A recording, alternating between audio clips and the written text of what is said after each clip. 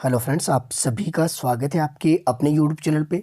जैसा कि आपको मैंने साइकोलॉजी का सिलेबस जब करवाया था, उसमें मैंने आपको बताया था कि आपके साथ एक मैं जो है पीडीएफ शेयर करूंगा 1000 क्वेश्चन की, वन लाइनर की। तो ये वाली पीडीएफ है और इसको हम आज से स्टार्ट करने वाले हैं। तो अगर आप कोई भी टीचिंग एग्ज़ाम प्रिपरेशन की तैयारी कर रहे हैं, और स्पेशली अगर मैं बात करूँ हिमाचल प्रदेश स्टेट या फिर अदर स्टेट की एग्ज़ाम की, जो है टेट की बात की जाए, तो टेट में जो है आपके पास साइकोलॉजी के प्रश्न देखने को मिलते हैं। तो ये साइकोलॉजी के जो प्रश्न है 1000 क्वेश्चन है। तो अभी जो है स्टार्टिंग में हम इसको क्या करेंगे, स्टार्टिंग से इसको जो है थोड़े कम करेंगे, यानी कि 10 मिनट की मैं वीडियोज़ आपके लिए रिकॉर्ड करने वाला हूँ अभी स्टार्टिंग में। अगर आपके व्यू और रिस्पॉन्स आपका अच्छा रहता है तो इसको थोड़ा सा जो इसका ड्यूरेशन टाइम हम इसको बढ़ा सकते हैं। तो अभी देख लेते हैं, और ये सभी के लिए हेल्पफुल रहेंगी, चाहे आपके पास मेडिकल है, नॉन मेडिकल है, आप आर्ट्स के स्टूडेंट हो, जेबीटी के हो, या आप इवन सीटेट देते हो, यहाँ तक अगर आप एनवीएस केवीएस, यहाँ तक रीट, अगर यूपी टेट, एमपी टेट, इस तरह के जितने भी एग्जाम है एस्टेट जो टीचिंग एग्जाम प्रिपरेशन से रिलेटेड है, उन सभी के लिए वीडियो आपकी हेल्पफुल रहने वाली है। तो अभी आप इसको जो है सीरियसली देख लीजिए, और ना केवल आपको जो है वन लाइनर इसको मैं बताऊंगा, आपको जो है साथ साथ मैं डिस्क्रिप्शन में लिंक दे दूंगा जो वीडियोस मेरी ऑलरेडी अवेलेबल है जिन टॉपिक्स पे, और जहां से आपके प्रश्न एग्जाम में देखने को बन सकते हैं। तो पहले हम स्टार्ट कर लेते हैं।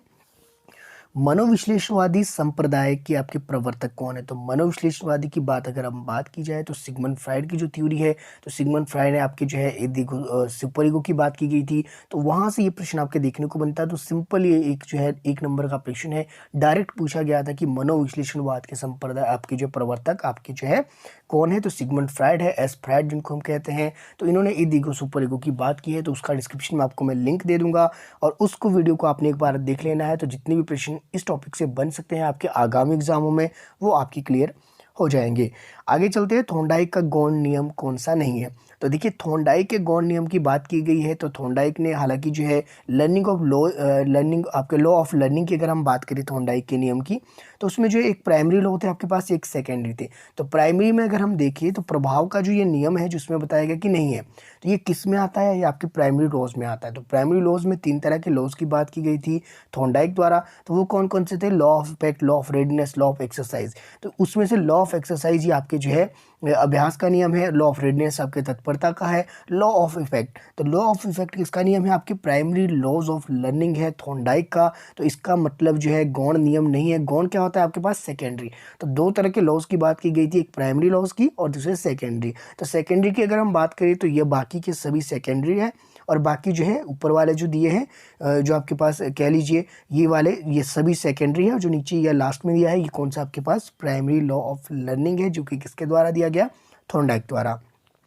अब यहाँ पे समझने वाली बात क्या है कि जितने भी ये नियम दिए हैं, ये सभी नियम किसने दिए? ये थॉर्नडाइक के ही नियम है। क्योंकि जो एग्जाम में आपको लग सकता है कि इसमें से कौन सा नहीं होगा, आपने तो सारे पढ़े, कुछ प्राइमरी में पढ़े, आपने कुछ सेकेंडरी में पढ़े हैं, तो इसमें से आपसे पूछा गया था गौण नियम कौन सा नहीं है। तो गौण नियम आपके पास ऑप्शन डी है, और ये कौन सा है? तो ये आपके प्राइमरी लॉ ऑफ लर्निंग का जो है नियम है, जो कि 3 तरह के नियम में से एक है, जो आपका लॉ ऑफ इफेक्ट हो गया, लॉ ऑफ रेडनेस हो गया, लॉ ऑफ एक्सरसाइज। तो ये भी आप इसको जो है याद करके साथ साथ चलिएगा। आगे चलते हैं, शास्त्रीय अनुबंधन के अधिनियम का नियम जो है आपके पास इसमें कौन सा नहीं है? तो शास्त्रीय अनुबंधन की अगर हम बात करें, यानी कि क्लासिकल कंडीशनिंग थ्योरी, जो कि किसके द्वारा दी गई थी? इवान पेवलो के द्वारा जो इसको दिया गया था। तो अगर आप क्लासिकल कंडीशनिंग थ्योरी की बात करें, उसका डिस्क्रिप्शन में आपको मैं लिंक दे दूंगा, एक बार उसको आपने देख लेना है। तो उससे आप ये चीज़ें समझ जाएंगे कि क्लासिकल कंडीशनिंग में कौन कौन सी चीज़ें आपके लिए जो है ज़रूरी है। जैसे कि समय का विशेष ध्यान उसमें रखना पड़ता है। जैसे बेल और आपके जो फूड का जो कॉम्बिनेशन बनाया गया था, कि बिल्कुल बेल के बजने के बाद आपके जो है उसके सामने फूड प्रेजेंट किया जाता है, इस तरह का जो कॉम्बिनेशन बनाया गया, उसमें समय का विशेष ध्यान रखा गया। ऐसा नहीं है कि बेल आपकी अभी बजा दी और उसके जो 2-3 मिनट बाद आपके फूड आ रहा है, नहीं। तो उसके बीच एक जो है कह लीजिए रिलेशन क्रिएट करने के लिए एक जो समय का विशेष ध्यान उसमें रखा गया था। तीव्रता का नियम, तो तीव्रता में भी यही बात है कि आपको जो जल्दी से उसको पेश करना पड़ेगा। तो एक जो है आपको तो एग्रेसिव रहना पड़ेगा उसके लिए, अगर आप जो है क्लासिकल कंडीशनिंग करवा रहे हैं किसी चीज़ की, किसी अन्य व्यक्ति या फिर जीव को। एकरूपता का नियम, तो इसमें एकरूपता की वही वाली बात है। तो उस थ्योरीज में मैंने आपको डिटेल में बताया है कि एकरूपता का किस तरह से होगी। ये सारी जितनी भी चीज़ें आपको मैं बता रहा हूँ यहाँ से प्रश्न आपके एग्जाम में देखे जाते हैं। तो उसी तरह क्लासिकल कंडीशनिंग थ्योरी में थोड़ा सा अगर मैं बता दूँ, प्रोसेस ऑफ लर्निंग ये वाला है। जैसे कि इसमें एक्विजिशन होगा आपके पास, जनरलाइजेशन होगा आपके पास, डिस्टिंक्शन यानी डिस्क्रिमिनेशन होगा, पहचान करनी है कि कौन सी बेल आपकी सेम है कौन सी नहीं है। तो जो एकरूपता का जो नियम मैं कह रहा हूँ ये वही है कि एकरूपता यानी कि एवरी बेल जो आपकी जितनी भी आपकी जो है बेल है वो एक समान होगी। ऐसा नहीं है अभी कोई और बेल बजा दी, बेल आपकी जो कितनी तरह की होती है आप सभी को पता होगा, और फिर थोड़ी देर बाद कुछ और बेल बजा दी, इस तरह से नहीं। तो इस तरह से जो है ये एक्सपेरिमेंट किया था। ये बहुत जो इंटरेस्टिंग टॉपिक है, अगर आप इसको चाहे तो देख सकते हैं, मैं डिस्क्रिप्शन में इसका भी आपको जो है लिंक दे दूंगा। अगर मैं इसमें लिंक ना दे पाऊँ, मुझे भूल जाए, तो मुझे जो है कमेंट सेक्शन में याद करवा देना कि किस थ्योरीज का लिंक मैंने कहा था और नहीं मैं दे पाया। क्योंकि जो ये रिकॉर्ड में क्लास आपकी आज कर रहा हूँ, तो ऐसा पॉसिबल नहीं कि आज ये एडिट हो, आज ही आपकी अपलोड हो, तो उसमें थोड़ा सा समय लग सकता है। तो ऐसे में अगर मैं भूल जाऊँ कि कौन कौन सी थ्योरीज के मैंने लिंक कहे थे, तो आप जो मुझे याद करवा देना, जो सीरियस स्टूडेंट है जिनको लगता है कि सही में जो लिंक आपके लिए हेल्पफुल रह सकते हैं। एक बार आपने वो वीडियोस देख ली जो मैं डिस्क्रिप्शन में लिंक दे दूंगा, तो मुझे नहीं लगता कि इस टॉपिक से आपके फिर एग्जाम में प्रश्न गलत होने वाले।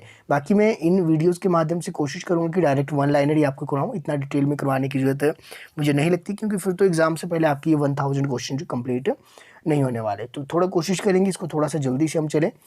किस अधिनियम के सिद्धांत पर आधारित भय संबंधी मानसिक रोगों का उपचार किया जाता है? तो ये भी कौन है आपके पास, ये भी आपके पास क्लासिकल कंडीशनिंग थ्योरी ही है, तो यानी कि शास्त्रीय अनुबंधन का सिद्धांत। आगे चलेंगे, निम्न में से अधिगम की अवस्था नहीं है। तो अधिगम की इसमें से अवस्था कौन सी नहीं है? तो ऑप्शन अगर आप डी देखिए, कर्म पर आधारित जो अधिनियम होगा ये आपकी जो है लर्निंग की कोई भी स्टेज नहीं है। बाकी विधि निर्माण की अगर हम बात करें, प्रतिमा की बात की जाए, चिन्ह आधारित अधिगम की बात की जाए, तो ये सभी क्या है, अधिगम की एक आपकी अवस्था है। संरचनात्मक अधिगम के लिए आवश्यक है। तो संरचनात्मक अधिगम के लिए आपके पास क्या आवश्यक है? तो सभी आवश्यक है। आवश्यक क्या क्या चीजें है? शिक्षक रूप में से जो है ज्ञान प्रदान करे, इसके अलावा विद्यार्थियों के समूह बनाकर कार्य सौंपा जाए, विद्यार्थी पूर्व ज्ञान व नवीन ज्ञान की जो है अंतर क्रिया करे। तो ये सभी आपके लिए इंपॉर्टेंट है। इससे जो है वीडियो के माध्यम से जो पेडागोजी का सेक्शन इस चैनल के माध्यम से जो मैं आपको नहीं प्रोवाइड करवाया था पिछले 1-1.5 साल में, तो अभी जो है आपका पेडागोजी सेक्शन भी आपका यहाँ से क्लियर हो जाएगा। किसको प्रशिक्षण द्वारा व्यवहार में संशोधन की प्रक्रिया माना जाता है?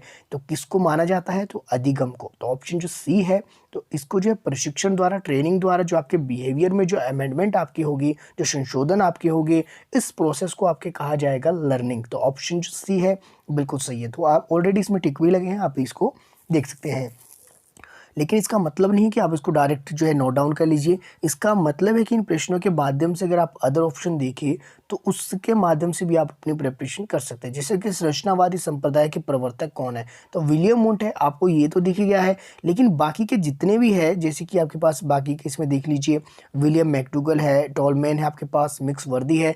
तो इनके बारे में आपने खुद एक बार गूगल करके देख लेना है कि ये किस किस जो है चीज़ों से संबंधित है। हालांकि ये तो सभी को पता है कि ये साइकोलॉजिस्ट है, लेकिन इन्होंने किस क्षेत्र में काम किया है और किस तरह से अपना महत्वपूर्ण योगदान दिया है, इस संबंधी आप जो है थोड़ा बहुत जान सकते हैं। उससे एरिया आपका थोड़ा सा वाइड हो जाएगा। बाकी एग्जाम में जो प्रश्न आपके बनते हैं वो हालांकि यहाँ से कम देखने को मिलते हैं। बाकी इस पीडीएफ को जो मैं कंप्लीट जब तक करवा दूंगा, इसमें जो आपकी संभावनाएं रहेगी 15 से 18% आपके डायरेक्ट देखने को मिल जाएगी, क्योंकि 30 क्वेश्चन का सेक्शन आपका देखने को मिलता है। स्पेशली अगर मैं बात करूँ एचपी टेट में, तो एचपी टेट में आपकी कोई भी स्ट्रीम है तो 30 क्वेश्चन आपके रहेंगे आपके साइकोलॉजी सेक्शन के, जिसमें से आपके जो इसमें से 15 से 18 डायरेक्ट देखने को मिल जाएंगे। निम्न में से कौन सा कथन अधिगम की प्रक्रिया को उचित ढंग से प्रस्तुत करता है? तो व्यवहार में परिवर्तन। तो ये ऑप्शन जो बी है बिल्कुल आपका ये इसमें सही हो जाएगा। आगे हम चलेंगे, छात्र समूह में चर्चा कर समस्या का हल निकाले, शिक्षक सुविधा प्रदाता की भूमिका में हो, यह उपागम है। तो ये किसका उपागम है? निर्मितवाद उपागम। ऑप्शन जो सी दिया है बिल्कुल ये इसमें सही हो जाएगा। किसी के दूर से पुकारने पर शीघ्र उसके पास पहुंचते समय जो अधिगम होता है उसे कहा जाता है मौखिक साहचर्य अधिगम। इंपॉर्टेंट है, ऑप्शन जो डी है बिल्कुल ही आपका इसमें सही हो जाएगा। आगे हम देखेंगे, व्यक्ति द्वारा जब किसी वस्तु को देखकर या स्पर्श करके ज्ञान जो प्राप्त किया जाता है तो वह सीखना कहलाता है।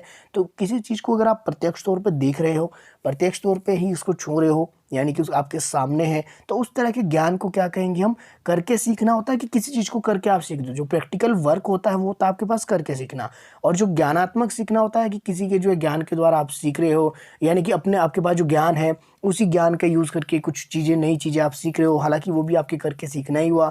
लेकिन जो है प्रत्यक्ष तौर पे जिन चीज़ों को आप देख रहे हो और उन चीज़ों के बारे में आप सीख रहे हो, उसको क्या कहेंगे हम, स्पर्श करके उस चीज़ों को सीख रहे हो, ये उसको कहेंगे आपके पास प्रत्यक्षात्मक सीखना, या आपके पास कह लीजिए इसको जो है लर्निंग, आप इसको कह लीजिए प्रत्यक्ष तौर पे जो आपकी लर्निंग होती है।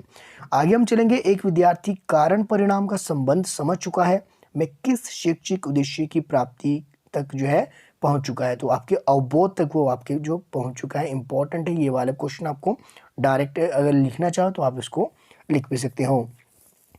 अनुकरण को कहा जाता है, तो अनुकरण को क्या कहा जाता है, किसी चीज़ का अनुकरण जो कर रहा है बच्चा उसको क्या कहा जाएगा, शिक्षा का प्रारंभ। तो स्टार्टिंग में क्या करते हैं बच्चे जो है दोहराना शुरू कर देते हैं, अनुकरण करते हैं बड़ों का, कोई चीज़ बड़ा बोल रहा है तो उसका अनुकरण वो करने लग जाते हैं, इसी को कहा जाता है शिक्षा का प्रारंभ। तो आज की वीडियो इतनी करेंगे क्योंकि 10 मिनट का मैंने टारगेट रखा था, हालांकि 10 मिनट से ऊपर ही चलेगी है।